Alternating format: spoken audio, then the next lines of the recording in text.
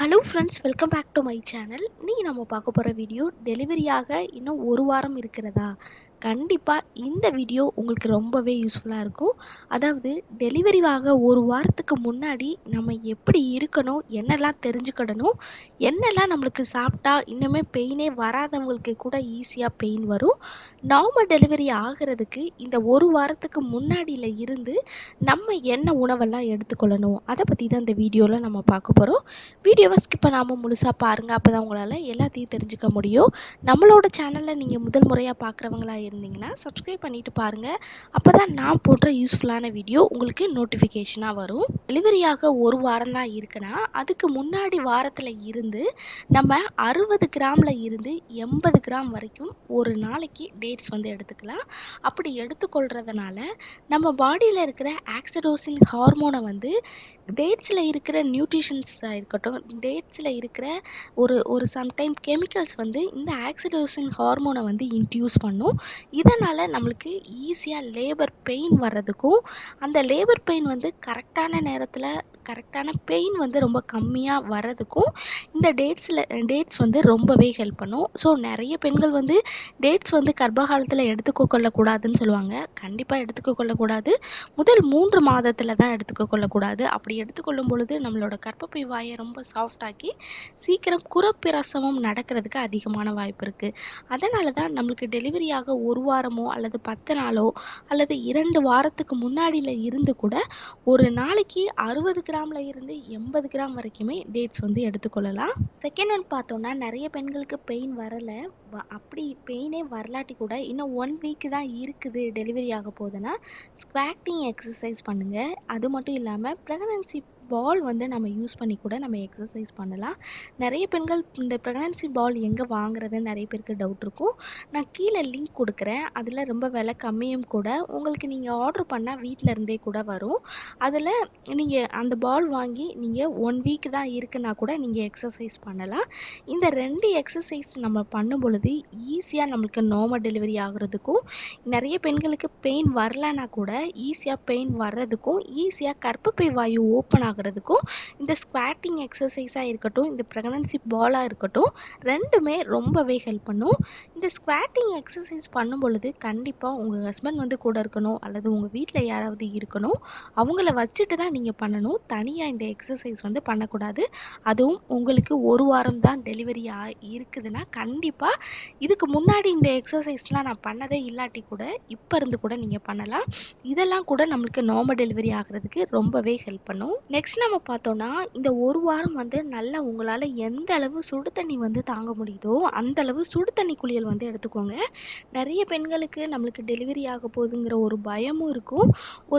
அதை நினச்சி வந்து வருத்தப்பட்டுட்டே இருப்பாங்க. நார்மல் டெலிவரி ஆகுமா, சி செக்ஷன் ஆகுமான்னு சொல்லிட்டு.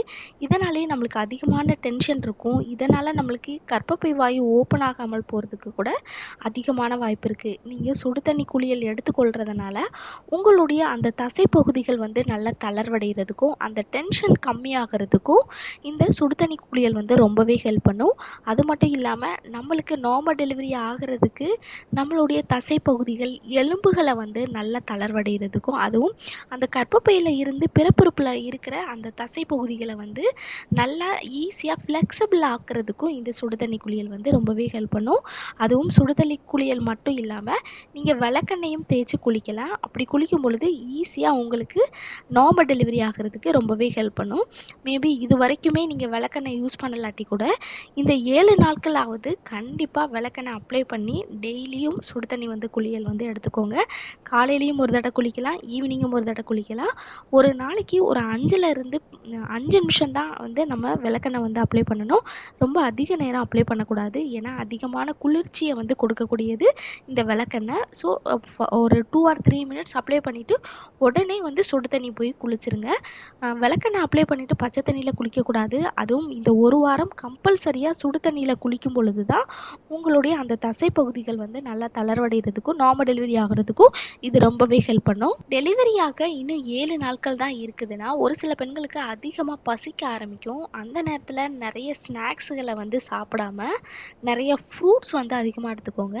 அதுவும் பைனாப்பிள், பப்பாயா, இந்த மாதிரி மேங்கோ, அது மட்டும் இல்லாமல் நிறைய பழங்கள் வந்து எடுத்துக்கோங்க. ஆரஞ்சு அதிகமாக எடுத்துக்கோங்க, ஆப்பிள் அதிகமாக எடுத்துக்கோங்க, பனானா அதிகமாக எடுத்துக்கோங்க.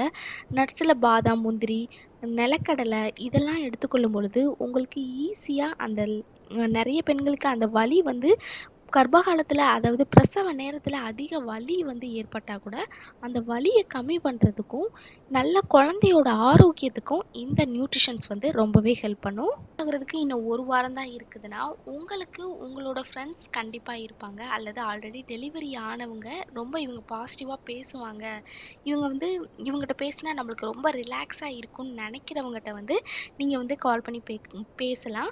அது மட்டும் இல்லாம உங்களுக்கு டெலிவரி எப்படி நடந்துச்சு, டெலிவரிக்கு அடுத்து குழந்தைய வந்து நம்ம எப்படி பார்த்துக்கணும், எப்படி ஃபர்ஸ்ட் ஃபீட் பண்ணணும், எப்படி குழந்தைய வந்து நம்மளுக்கு டெலிவரி உடனே நம்மளுக்கு எப்படி கொடுப்பாங்க, என்னெல்லாம் செய்யணும், எந்த மாதிரியெல்லாம் இருக்கணும், அது எல்லாமே வந்து அவங்ககிட்ட கேளுங்க. நம்மளும் நிறைய வீடியோ போட்டிருக்கோம், டெலிவரிக்கு முன்னாடியும் சரி டெலிவரிக்கு அடுத்தும் சரி எப்படி இருக்கணும்னு சொல்லிட்டு.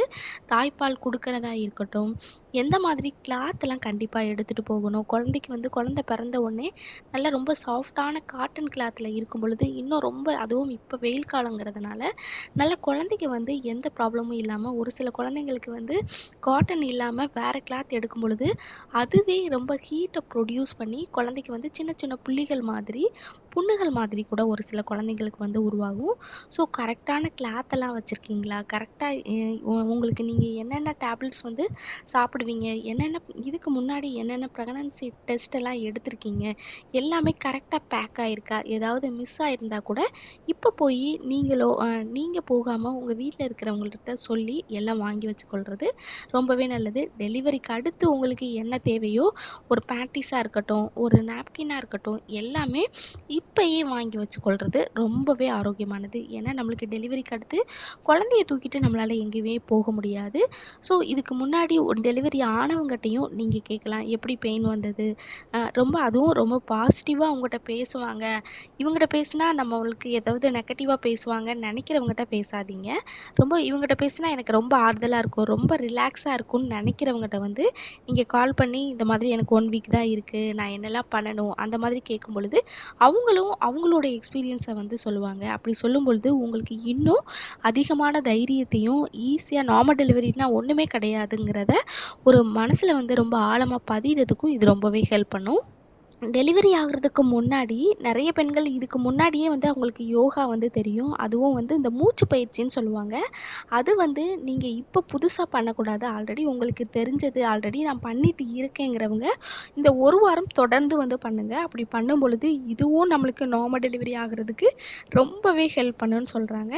அதே மாதிரி படுக்கிற பொசிஷன், நீங்கள் மேக்ஸிமம் வந்து இடது பக்கம் படுங்க. இந்த ஒரு வாரம் டெலிவரி ஆகிற இதுக்கு முன்னாடி வலது பக்கம் படுத்தா கூட இந்த டெலிவரி ஆகிறதுக்கு முன்னாடி இடது பக்கம் படுங்க. நல்லா எதையுமே நினைக்காம மேக்ஸிமம் நல்லா நைட்டு சுடு தண்ணி குளியல் குளிச்சுட்டு நீங்கள் தூங்கும் பொழுது உங்களுக்கு கொஞ்சம் ஒரு இதுக்கு முன்னாடி ஒரு 8 ஹவர்ஸ் உங்களால் தூங்க முடியலாட்டி கூட ஒரு 6 ஹவர்ஸ் 7 ஹவர்ஸ் ஆவது நீங்கள் கண்டிப்பாக தூங்குவீங்க. அப்படி தூங்கும் பொழுது தான் உங்கள் பாடியில் ரிலாக்ஸுங்கிற ஒரு ஹார்மோன் வந்து சுரக்கப்படும். இதுதான் நம்மளுடைய கர்ப்பப்பை வாயை விரிவடைகிறதுக்கு ரொம்பவே ஹெல்ப் பண்ணக்கூடிய ஒரு எக்ஸசைஸ்ன்னு கூட நம்ம சொல்லலாம். ஸோ கண்டிப்பாக கர்ப்பிணிகள் ஒரு ஒரு பயம் இல்லாமல் ஒரு ஒரு 1 வீக்காவது கண்டிப்பாக நல்லா வந்து தூங்கணும். அப்படி தூங்கும் பொழுது இதுவும் நம்மளுக்கு நார்மல் டெலிவரி ஆகிறதுக்கு ரொம்பவே ஹெல்ப் பண்ணுன்னு கூட சொல்லலாம். நெக்ஸ்ட் நம்ம பார்த்தோம்னா நிறைய புக்கு ரீட் பண்ணுங்கள்.